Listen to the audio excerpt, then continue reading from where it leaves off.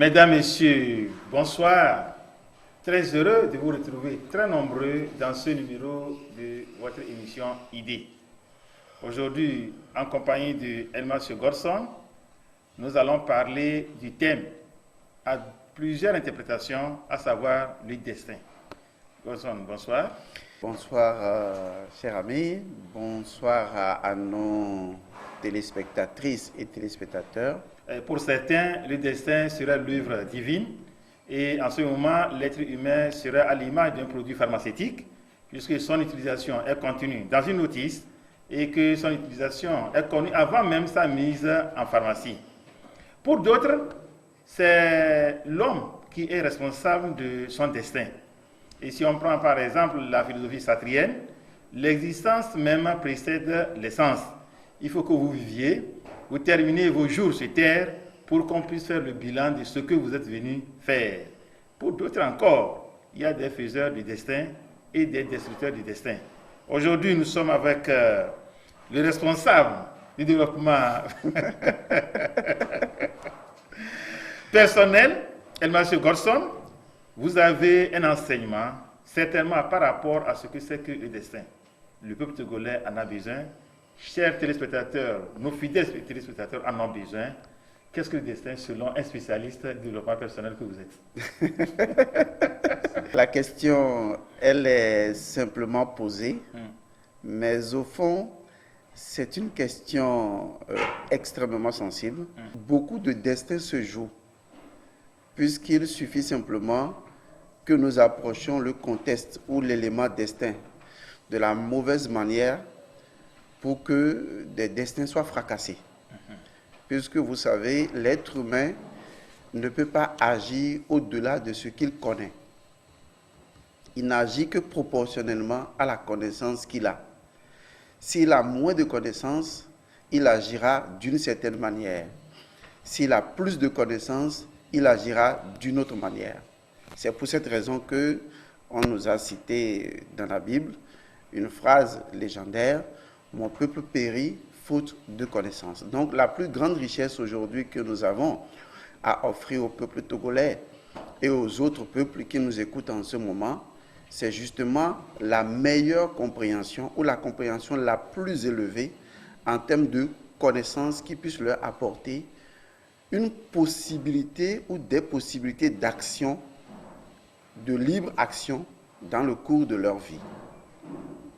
Je ne nie pas toutes les philosophies, toutes les idéologies qui ont tourné autour du concept du destin et effectivement, et les gens n'étaient pas encore arrivés à dire concrètement en termes de destin, de libre arbitre, de déterminisme, de fatalité ou de fatalisme, quels sont réellement les éléments attribués au rôle de l'être humain afin qu'il puisse vraiment agir en toute conscience et en toute responsabilité.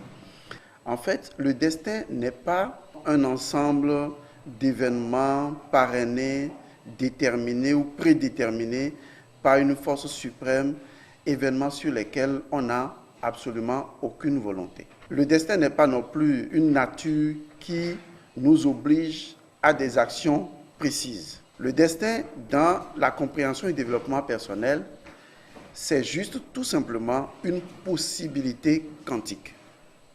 Il faut comprendre le destin comme une possibilité quantique. Qu'est-ce que j'appelle une possibilité quantique? Je vais retourner en arrière puisque nous faisons une approche et nous devons permettre aux gens de nous saisir fondamentalement dans notre intervention. Aujourd'hui, avec la physique quantique, qui n'est pas en contradiction d'ailleurs avec les saintes écritures de la Bible, seulement que ces écritures ont été mal traduites, la physique quantique est arrivée à démontrer aujourd'hui une chose extraordinaire, à savoir, deux substances sont à l'origine de toute création, de toute possibilité illimitée.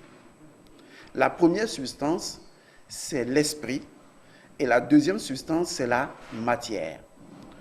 Lorsque vous prenez aujourd'hui la Bible des chrétiens, et nous adossons à cette Bible-là le Coran, il est écrit qu'au commencement, l'Esprit de Dieu planait sur les eaux.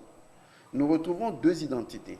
Il y a l'Esprit de Dieu, qui est de caractère immatériel et infini, et nous avons les eaux qui représentent la matière. La physique quantique a prouvé une chose formidable, à savoir, lorsque vous prenez aujourd'hui de la matière, telle que nous la connaissons, elle n'est pas aussi solide qu'on le croit. Elle est constituée de 99,99% d'esprit et de 0,401% de matière.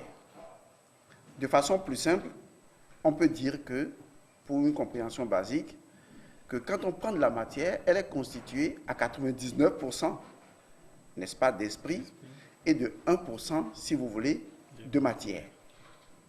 Ce qui nous permet de comprendre que si on prend le mot énergie comme étant un champ d'information, on dira simplement que nous sommes en réalité dans une réalité virtuelle. C'est ce qui pose la base même de ce que nous appelons, ce que j'appelais tout à l'heure, le champ quantique. À savoir que c'est un champ qui nous met dans une infinité de possibilités. Donc le destin n'est qu'une possibilité quantique.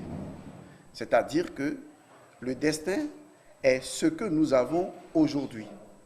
C'est ce que nous sommes aujourd'hui, un ensemble d'éléments possibles, mais qui n'est pas le fait d'un Dieu qui l'a préécrit, mais qui fait partie de l'infinie possibilité du champ quantique. Parce que quand vous prenez un champ quantique, il y a une infinité de possibilités. Si l'univers est lui-même un champ quantique, chaque existence représente une possibilité quantique. Au sein de cette possibilité, il existe quoi? Une infinité de possibilités. Est-ce que vous voyez? Donc, qu'est-ce que le destin pour nous, au niveau du développement personnel? Le destin, c'est juste une possibilité quantique.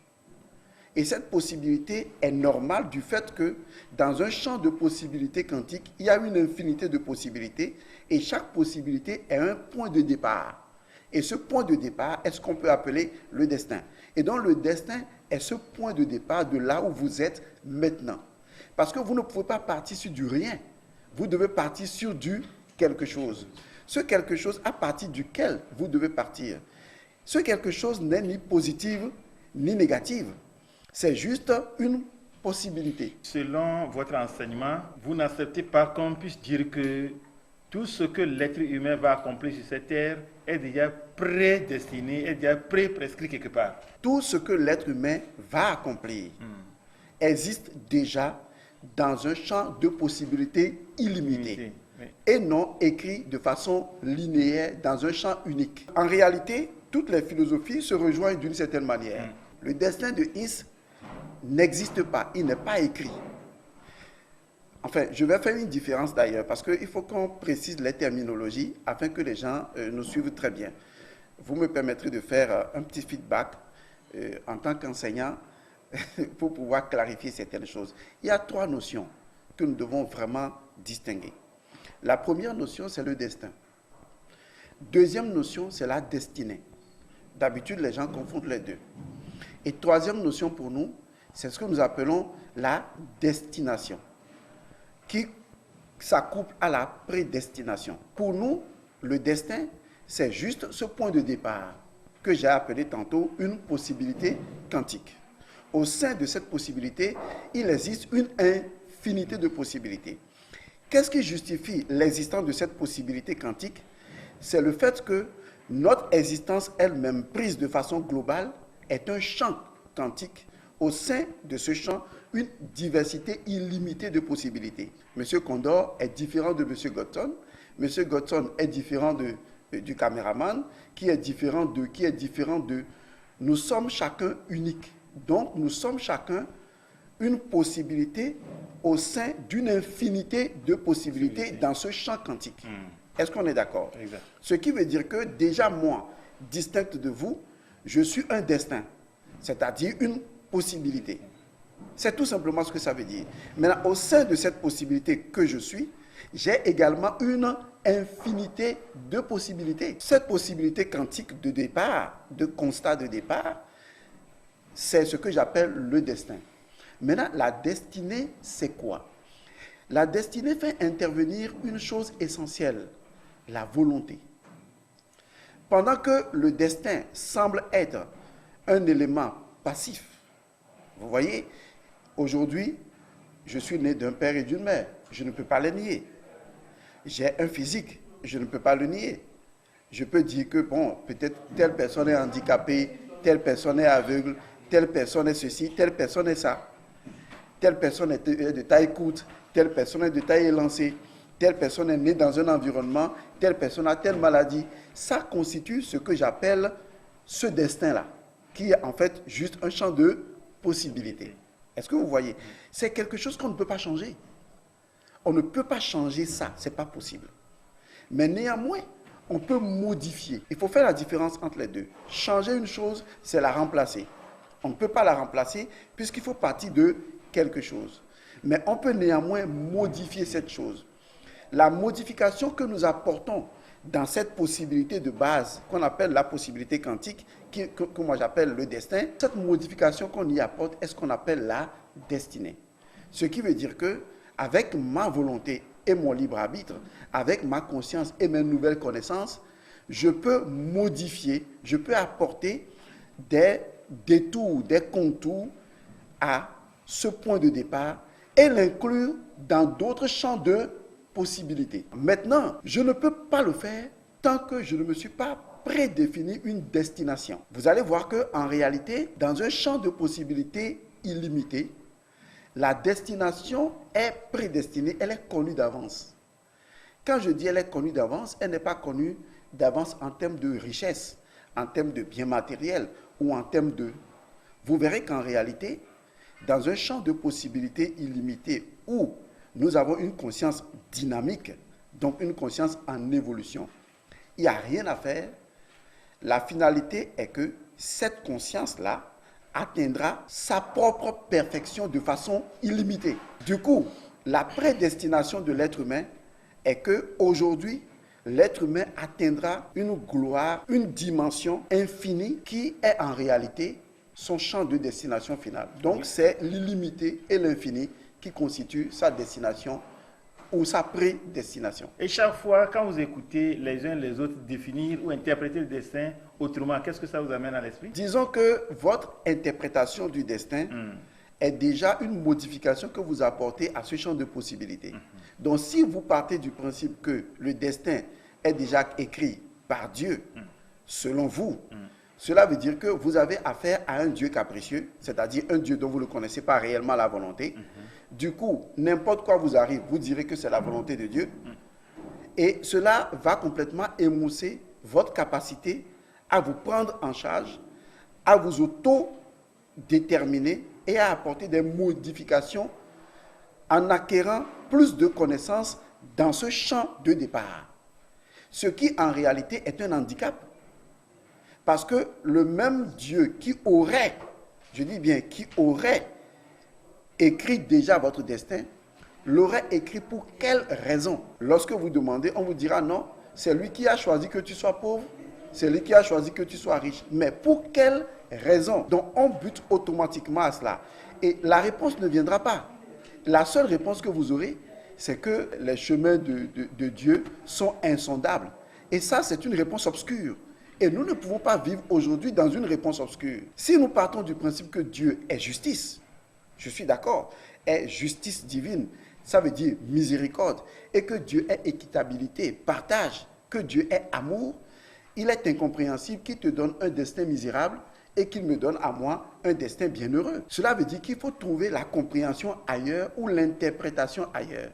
Puisque le même Dieu dit, je vous ai créé à mon image comme ma ressemblance. Ce qui veut dire que si Dieu est défini comme un champ de possibilités illimité et infini, nous sommes également nous-mêmes, image de Dieu, reflet de Dieu ou projection de Dieu, chacun là où nous sommes, un champ de possibilités illimité et infini. Donc notre destin, en fait, c'est ce champ de possibilités illimité et infini.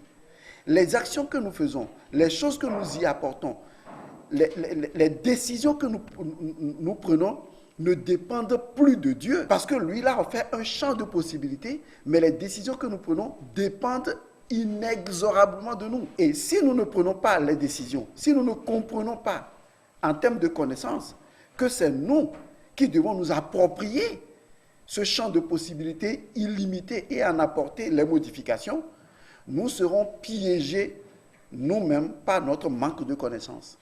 Et donc, quand moi je vois les gens dire que mon destin est écrit d'avance, et quand je les vois agir petitement en disant on est malade, c'est le destin, on a perdu un enfant, c'est le destin, qu'on appelle cela, cela veut dire que vous renoncez à un pouvoir que vous avez, vous renoncez à l'utiliser et vous trouvez toujours des excuses au lieu de mener des actions pour modifier, n'est-ce pas, votre destin à partir de cette possibilité quantique. Au cas où vous compreniez par rapport à votre enseignement que vous avez une possibilité illimitée d'action et non quelqu'un qui aurait écrit votre destinée, votre destin et qui soit caché quelque part et qui se déroule au fil des jours, quel est l'avantage de comprendre ce destin de cette manière? L'avantage, comme je vous le disais tantôt, c'est que, je vais le dire de façon basique, je suis à un point de départ, je veux arriver quelque part.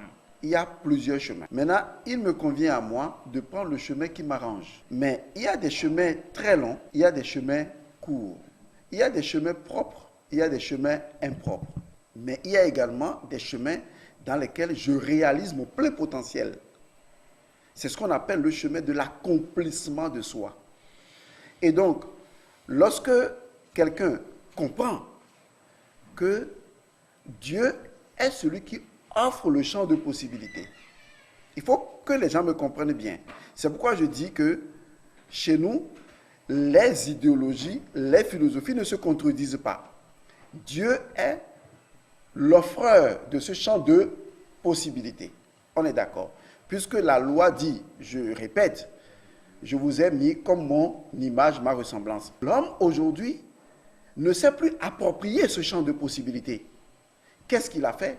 Il a renoncé à ce champ de possibilités pour se mettre alors à adorer ou à demander à ce que Dieu vienne encore l'aider dans ce champ de possibilités. Or, Dieu, il ne t'aidera pas. Il t'a déjà rendu le service en te mettant dans un champ de possibilités. Okay. Mais il ne viendra pas faire ni prendre les actions à ta place. Ce n'est pas possible. Il est inutile aujourd'hui de croire que ce sont les prières qui vont vous sauver. Il n'y a que vos actions qui sont de réelles prières. Donc la question à se poser est, est-ce que si je dois agir aujourd'hui, j'agis dans les limitations en tant qu'un être humain, ou je choisis d'agir dans la compréhension de ce que Dieu a choisi que je sois, à savoir un champ de possibilités illimité. Tout est là. Donc celui qui ne connaît même pas Dieu et qui décide d'agir dans un champ de possibilités illimité, il agit en Dieu. Puisque Allah Akbar, Allah est le plus grand. Et ça, c'est un principe scientifique. Le problème des religions aujourd'hui, c'est de ne pas traduire les enseignements religieux dans un domaine scientifique. Je vous explique. La physique quantique découvre que la matière est juste à 12,401% et que l'esprit est à 99,99 Ce qui veut dire que si Allah est l'esprit, Allah est le plus grand. Mais pourquoi les gens ne veulent pas agir à la dimension de Allah et veulent agir à la dimension du physique? Parce qu'on leur a appris qu'il faut attendre que Allah le fasse. Mais ils oublient une chose. Allah ne peut pas vous donner le beurre et l'argent du beurre. Il vous a déjà offert un champ de possibilités. Je n'ai jamais connu quelqu'un qui est assis et qui dit « Dieu, mets-moi ça dans la bouche ». Mais il fait l'action de le mettre, il fait l'action de cultiver, il fait l'action de préparer. Ce sont nos femmes qui préparent et nous mangeons. Ça veut dire que nous menons des actions de transformation des matières premières mises à la disposition par qui? Par Dieu. Mais si dans notre propre vie, nous ne comprenons pas que nous avons un champ illimité de matières premières et qu'il nous revient à nous de nous mettre à sa transformation, à sa modification pour nous approprier le dessein à la dimension de Allah, qu'est-ce qui va se passer? Nous allons complètement rater notre destin. Oui. Donc notre destin, je me résume, est juste un champ quantique de possibilités illimitées en soi. C'est un point de départ qui n'est pas en soi une limitation, mais qui possède en elle-même tout comme le champ illimité, des possibilités illimitées et infinies. L'histoire nous apprend que la société est stratifiée et chaque classe sociale a son rôle à jouer. Et qu'on nous a toujours appris, que ce soit de l'enseignement religieux ou bien de l'enseignement classique, que dans la société, il y a toujours des maîtres, des seigneurs, des rois, ceux qui sont nés pour gouverner, ceux qui sont nés pour diriger, ceux qui sont nés pour soumettre, et les autres de l'autre côté, ceux qui sont les esclaves, qui doivent servir les maîtres, ceux qui sont aussi nés pour être soumis et pour être dirigés. Est-ce que votre enseignement, la manière de comprendre le destin de cette manière, un champ quantique où il y a une infinité de possibilités à l'être humain qui peut accepter, se soustraire de cette soumission pour devenir maître, est-ce que c'est possible aujourd'hui dans cette société? Je vais commencer à vous donner la loi absolue qui gère l'univers dans sa globalité. Et la loi est la suivante. Tout est possible. Je dis bien, tout est possible. Et je le répète encore une troisième fois, tout est possible. Cela dépend d'abord de la perception que vous choisissez d'avoir selon la connaissance que vous avez. Et à partir de ce moment, vous décidez de ce que vous avez à faire. Qui pouvait imaginer, il y a de cela une cinquantaine d'années, qu'on serait aujourd'hui à ce type de développement? On l'aurait dit en ce temps qu'on ne l'aurait jamais imaginé. Est-ce que vous comprenez ce que je veux dire? Déjà aujourd'hui, nous avons atteint un niveau de développement, surtout dans le domaine virtuel. Il y a des constructions dans les pays dits développés extrêmement inimaginables, mais qui sont des créations de l'homme. On nous aurait dit il y a un siècle que l'homme serait en mesure de le faire, qu'on dirait que c'est impossible. Quelqu'un avait dit il y a plusieurs siècles que l'homme peut voler. On a dit non, l'homme n'a pas des ailes pour voler. Que Dieu aurait doté uniquement les oiseaux de la capacité de voler. Mais celui qui répondait comme ça a oublié que si Dieu a doté d'instincts et de mouvements naturels certains animaux pour obtenir certaines choses, l'homme étant le summum plus proche de Dieu, même s'il n'a pas des ailes, il a dans son intelligence tous les acquis de tous les animaux et même de tous les anges, et qu'il peut être plus grand que les anges. Et ça, c'est écrit encore dans leurs Écritures. Du coup, dire aujourd'hui que seuls les oiseaux peuvent voler, seuls les aigles peuvent s'approcher du soleil, et que l'homme ne le ferait pas est un mensonge. Les gens de l'époque croyaient dire une vérité, mais nous leur avons démontré aujourd'hui, avec notre siècle de lumière, que c'est possible. Demain, quelqu'un dirait qu'il est possible d'aller dans le soleil et de s'y installer, ou de changer de planète, que des argumentaristes diraient encore, ou des doctrinistes diraient encore que ce n'est pas possible. Et lorsque pour la première fois l'homme a mis le pied sur la lune, les enseignements religieux disaient que bientôt la punition divine, parce que pour la première fois, l'homme a osé mettre le pied dans le royaume de Dieu, et c'est l'histoire de la tour de Babel qui a commencé. Mensonge. Est-ce que vous voyez? Donc les hommes ne peuvent pas agir au-delà de leur connaissance. La connaissance à acquérir aujourd'hui, c'est qu'il y a une infinité de connaissances qui se présentent à nous dans un champ de possibilités et qu'il n'y a pas à dire, voilà la manière absolue de créer un système politique, un système économique, un système social. Pendant que nous sommes avec notre démocratie, la Chine a répondu un jour au président américain qui lui disait « il faut passer à la démocratie ». Et le président chinois répondait au président américain « oui, je comprends. Avec 300 millions de population, je crois que bon, on peut parler de démocratie. Mais avec 1,5 milliard habitants, je veux voir comment tu vas faire ta démocratie. » Et ce pays a adopté son système. Il n'y a pas dans l'univers, dans un champ quantique, un système prédéfini dans une conduite de système social. Si vous avez dit, il y a ceux qui sont maîtres, ceux qui dirigent les dignités, ce n'est pas nouveau. Les civilisations mayas avaient fait ça. Dans le bouddhisme, ça existe. Les nobles, les moins riches, tout ça. L'homme a toujours fait ça sur son ego. Mais aujourd'hui, est-ce que le concept du travail même n'a pas changé? Avant, la notion du travail était autre chose. tu fais une formation, tu as un diplôme, tu vas travailler, tu gagnes ton salaire, tu rentres à la maison. Mais est-ce que vous savez qu'aujourd'hui, des gens ne quittent pas chez eux, ils sont sur leur ordinateur, mais ils sont multimillionnaires. Le concept du travail a changé. Ce qui veut dire que quelqu'un qui n'a même pas suivi un cursus de formation de façon authentique peut l'avoir autodidactiquement suivi lui-même, se faire former et devenir quelqu'un qui aide, qui gagne de l'argent. Il faut que vous commenciez à comprendre que à partir d'un point, on ne trace pas seulement une ligne. C'est cette géométrie erronée, apprise depuis la maternelle, qui a commencé à dérater nos systèmes. À partir d'un point, on ne trace pas une seule ligne. Lorsqu'on met un point au tableau, un point est un champ de possibilités. On ne peut pas mesurer un point. Un point n'a pas de longueur, un point n'a pas de largeur, un point n'a pas de hauteur, un point n'a pas de volume. Les professeurs sont là, ils peuvent le démontrer ou l'infirmer. Un point, vous demanderez à n'importe quel mathématicien, il vous dira qu'un point est un élément immatériel. Puisque la science de ce que nous appelons le développement personnel est une science suprême qui prend en compte toutes les sciences. Un point est un élément immatériel.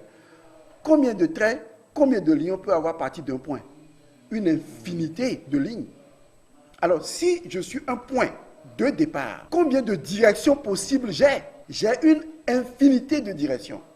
Maintenant, quand je prends une seule direction, j'ai comme l'impression que c'est la seule direction absolue à laquelle je suis destiné. Parce que je suis déjà dedans. Quand je suis dans un rêve, je ne peux pas en faire un autre. Je crois que le rêve dans lequel je suis est le seul rêve qu'il faille vivre. Il me faut alors sortir de ce rêve en me réveillant pour réaliser que je peux en faire un autre. Et un autre encore, et un autre encore, et un autre encore. La connaissance que nous devons offrir aujourd'hui à nos enfants, il n'y a pas qu'un seul rêve à faire. Ce rêve, si c'est cauchemardesque pour toi, réveille-toi, tu peux en faire un autre. Tu peux en faire encore un autre. Tu as échoué, tu n'as pas échoué, tu t'es réveillé. Tu peux encore faire un autre. Une infinité de possibilités, c'est ce que Dieu a offert. Et c'est ce que l'homme refuse de prendre en initiant des philosophies tout aussi dératées, mais qui ne font jamais l'accomplissement de l'être humain. Oui, est-ce que l'homme refuse de le prendre sciemment ou bien c'est les enseignements préétablis qui ont modélé l'être humain à suivre ce sens-là? C'est la finalité qui justifie. Est-ce qu'aujourd'hui nous sommes en paix dans nos sociétés? La réponse est non. Est-ce qu'aujourd'hui nous sommes heureux? La réponse est non. Nous ne sommes pas idiots.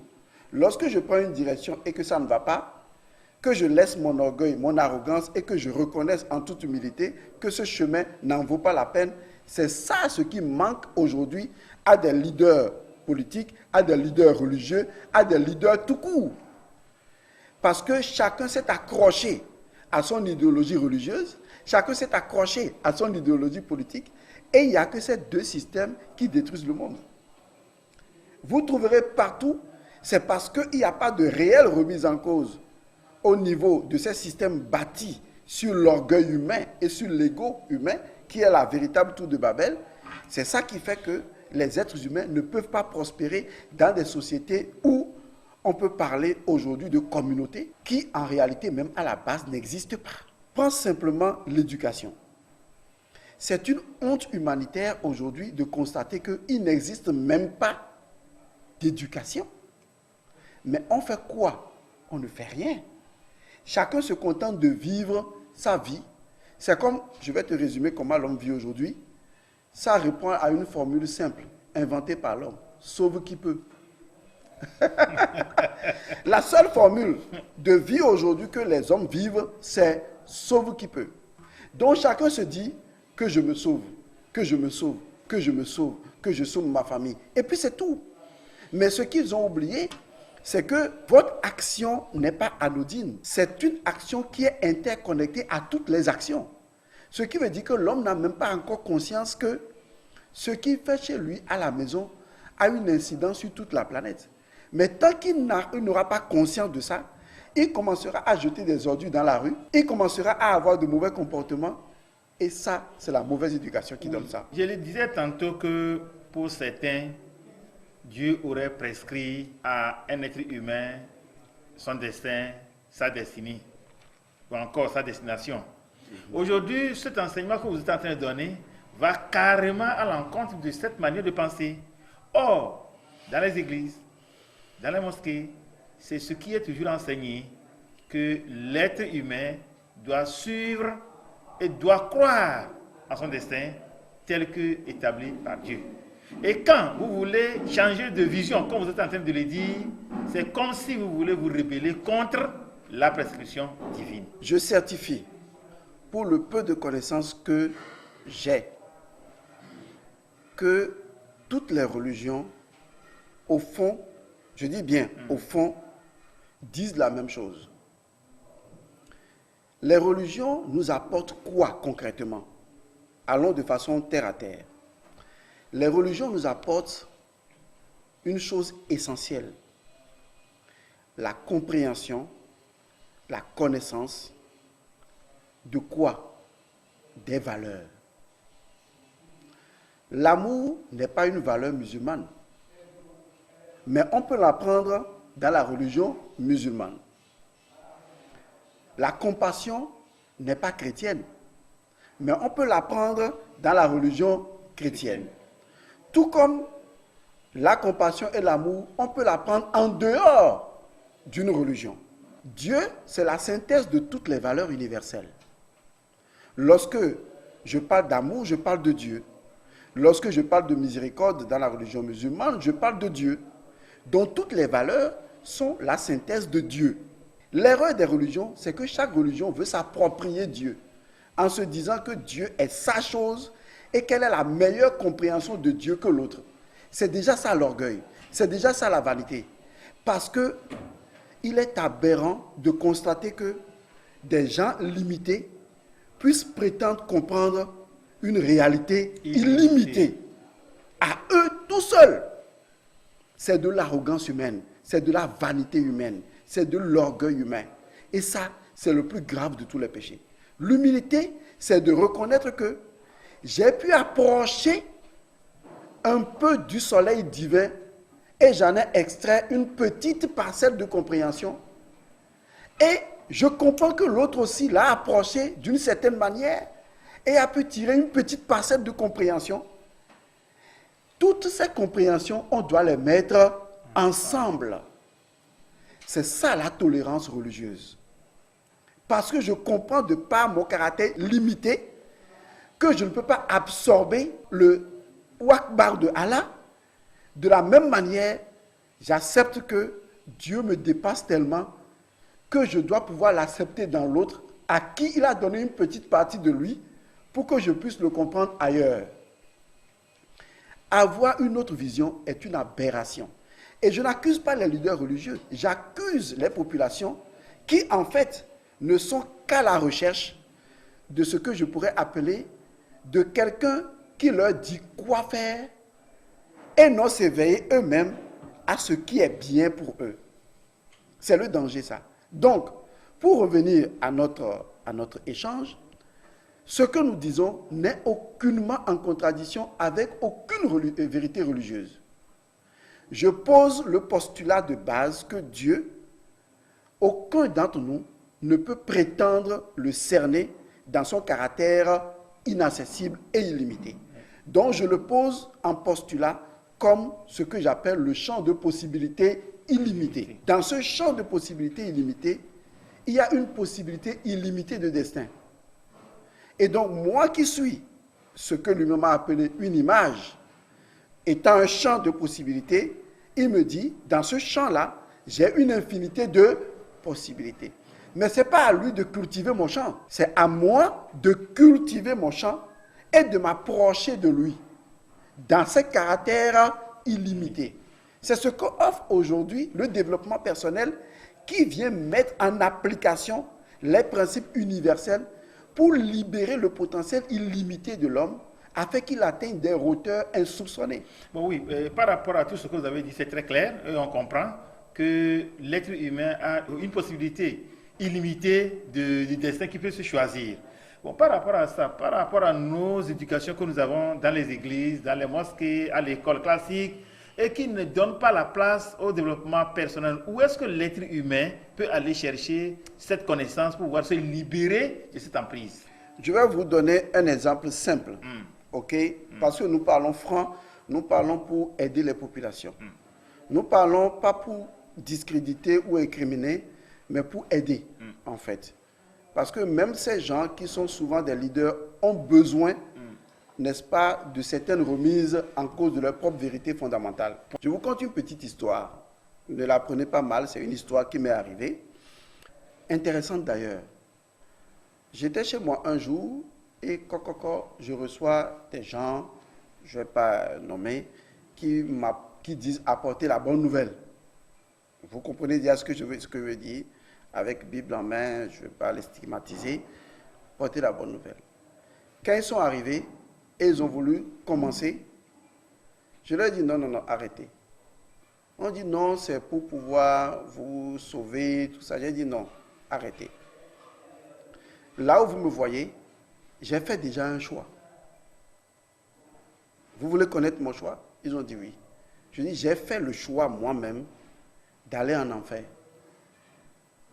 Là où je suis, moi, Elmon Sugoton, je demande à Dieu ou à votre Dieu, à tout le monde, Jésus, Mahomet, tout, je dis, s'il vous plaît, je vous en prie.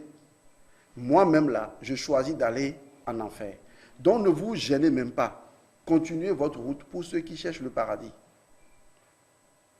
Alors, les gens étaient étonnés, un peu bizarres. Ils ont suggéré, n'essayez même pas. Finalement, ils ont continué leur chemin. Je vais vous donner l'intelligence qu'il y a derrière. On exploite la peur des gens, issue de leur ignorance, de leur méconnaissance des choses. C'est ça que des gens exploitent, utilisent. On utilise leur propre peur contre eux. Si vous regardez aujourd'hui toutes les familles, elles sont la plupart du temps pratiquement divisées. Une famille divisée, je n'ai jamais compris pourquoi. Mais dans cette famille, il y a des gens qui vous diront, nous on appartient à tant des élus. Si vous ne nous suivez pas, vous êtes perdus, vous irez en enfer. Et donc, tant qu'on présente à l'homme qu'après sa mort, c'est eux qui savent comment ça se présente là-bas. Moi, je n'en sais rien. Il y en a qui iront au paradis, il y en a qui iront en enfer. Qu'est-ce qui se pose? Des gens, par peur, veulent suivre des enseignements de certains obligés. Le problème, c'est la peur. Il faut que les êtres humains et les générations futures le feront. Ils commenceront à se libérer d'abord de leur peur. Si vous n'avez plus peur, vous comprenez alors que personne ne vous présentera plus un enseignement de la peur, mais un enseignement avéré, un enseignement discutable. Parce que lorsqu'on vous dira que mettez une bombe au cou, tuez-vous au nom de Dieu, et après vous allez trouver des houris là-bas, des filles vierges, et Dieu va prendre soin de vous, dites, oh, cette histoire n'est pas claire. Parce que les femmes, on les trouve ici, pourquoi c'est là-bas que je vais les trouver? Pourquoi vous me dites ça? Vous-même allez le faire. La capacité qu'a l'être humain de remettre les choses en cause est la seule disposition naturelle qu'il a. Mais ces personnes utilisent la peur pour tuer cette capacité et obliger l'homme à suivre des doctrines qui, en fait, ne devraient plus avoir cours. Une doctrine n'est pas la doctrine. La doctrine, c'est un champ de possibilités illimité. Vous avez votre façon d'approcher une réalité, j'ai ma façon d'approcher une autre réalité. Mais votre façon ne doit pas devenir la règle. C'est une règle, selon une perception de l'histoire. Et malheureusement, les hommes n'apprennent pas de l'histoire. Il fut un temps, les Mayas, les Incas, les Égyptiens, tous ces peuples, dans leur religion, avaient cru que leur religion était la meilleure et que la fin du monde venait bientôt. Mais nous sommes encore là. Mais chaque religion a toujours cru avoir une compréhension absolue de l'univers. Il y en a même qui ont fixé la création du monde il y a 5000 ans. Et pourtant, aujourd'hui, on a la vérité que le monde existait depuis des millions, des milliards d'années. C'est vrai. Donc, c'est pour vous dire qu'il faut relativiser les choses. Il faut utiliser son esprit critique, pas de critique, un esprit critique pour approcher les enseignements, un esprit scientifique.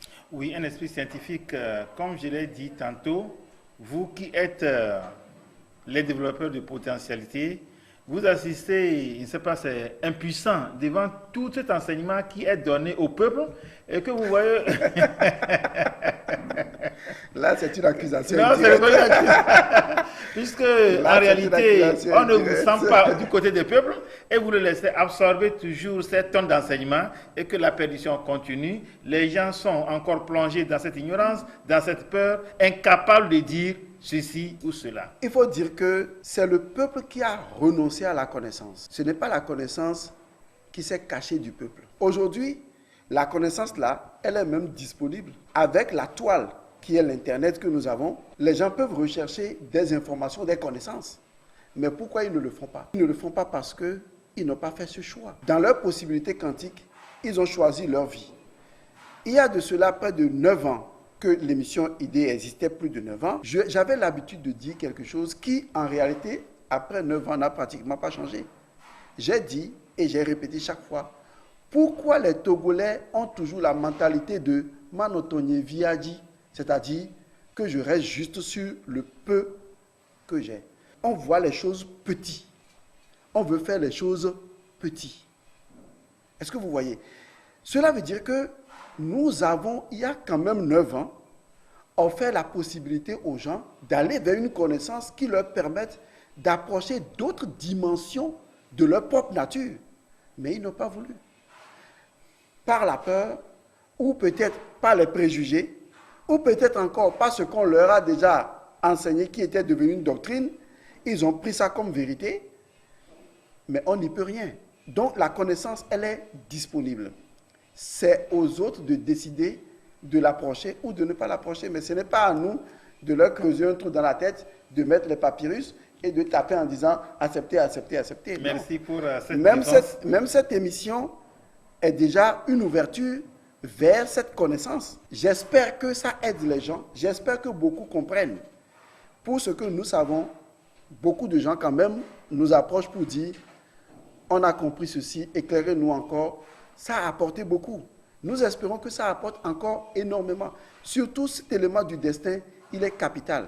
Et j'ai dit en début d'émission que si les gens ont une mauvaise approche du destin, leur destin est en péril. Il faut qu'on leur donne l'approche du destin qui en vaut réellement la peine et qui répond également à leur écriture sacrée. Parce que les écritures sacrées et le développement personnel ne sont aucunement en contradiction. Un exemple simple. Pour ceux qui aiment les Écritures sacrées. Un jour, voilà Jésus qui s'approche de quelqu'un qui est un aveugle né de naissance. C'est écrit dans la Bible des chrétiens. Et les disciples lui demandent, mais cet aveugle qui est né de naissance là, est-ce que c'est la faute de ses parents ou bien c'est de sa faute? Jésus a dit, ni l'un ni l'autre. C'est pour que la gloire de Dieu s'accomplisse. Mais c'est quand même mystérieux. Quelqu'un est aveugle né de naissance. Les disciples disent, mais est-ce que c'est la faute de ses parents? Histoire du péché originel, si vous voulez. Est-ce que c'est de ses propres actes? Histoire de, pour ceux qui croient en la réincarnation. Il a dit, ni l'un, ni l'autre. Mais il est revenu sur un élément important. Il a dit, c'est pour que la gloire de Dieu s'accomplisse. Cela veut dire en fait que quel que soit ce que vous êtes maintenant, n'incriminez pas votre passé. C'est un champ de possibilités à partir duquel vous pouvez atteindre des gloires illimitées. Parce que votre destination, c'est d'atteindre la gloire. J'ai vu des vidéos sur WhatsApp où un monsieur n'a pas de bras, il n'a que ses jambes.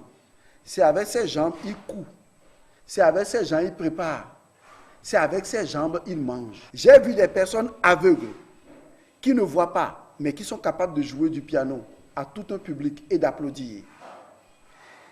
Est-ce que quelque part, l'être humain n'a-t-il pas des capacités insoupçonnées, des talents innés, dont il faut aller à la quête, au lieu de vivre dans des concepts qui empêchent l'explosion, boum, de ces capacités et leur utilisation pour un meilleur devenir? C'est une question que je pose. Voilà, non, la question, elle est bien posée, elle a des réponses, elle aura aussi des réponses.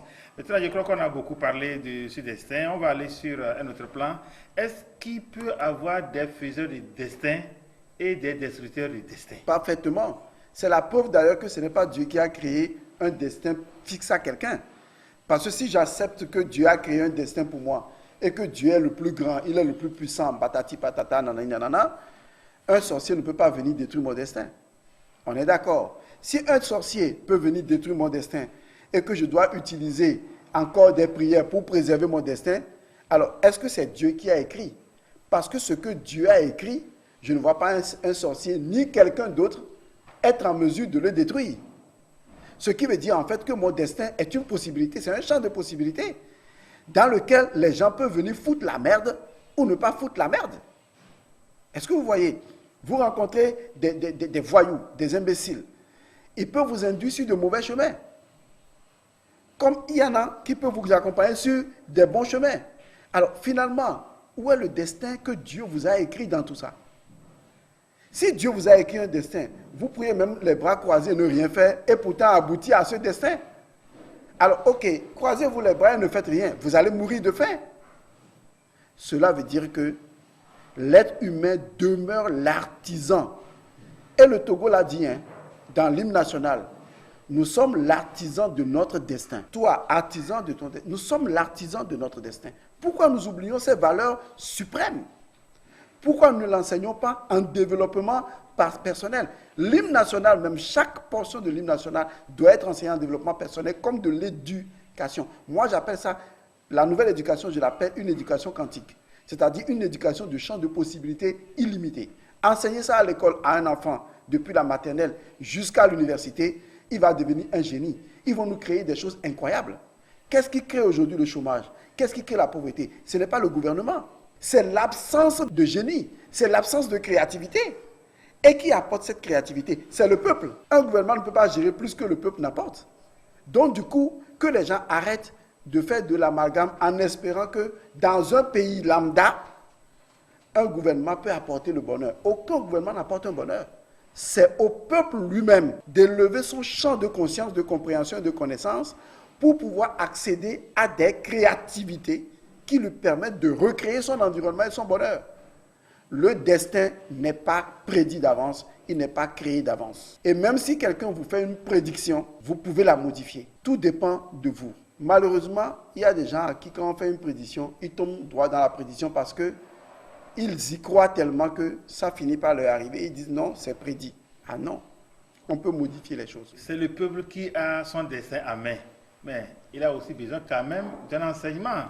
On ne peut pas découvrir les génies s'ils ne sont pas formés de cette manière, si on n'a pas pu les détecter à partir d'un enseignement donné. Vous pensez qu'à l'heure actuelle, par rapport à ce que vous dites, il est possible que les génies soient nés ex-nihilo comme ça? Je vais vous poser une question à votre tour, c'est vous le journaliste, mais c'est une question que je nous pose en réalité. Allons-y. Souffrez que je la pose. Pourquoi nous avons comme système la démocratie alors? Je me suis toujours posé la question de savoir à quoi sert la démocratie. Vous donnez à une population la possibilité ou le droit de décider de son destin. Ou bien c'est ça. Je fais toujours la différence entre population et peuple. Un peuple pour moi, c'est encore une masse un peu consciente. Mais une population, c'est de l'amalgame. Vous donnez à une population la capacité de choisir son destin. Mais vous n'avez pas donné à cette population la connaissance. La démocratie est où? Il y aura tout simplement des jeux de manipulation. Parce que cette population ignorante ne pourra être manipulée que par des classes nobles. Parce que n'ayant pas la connaissance de comprendre que chaque acte, que chaque élément de cette population pose a une incidence sur l'ensemble. Mais si la population n'a pas la connaissance, à quoi vous sert la démocratie?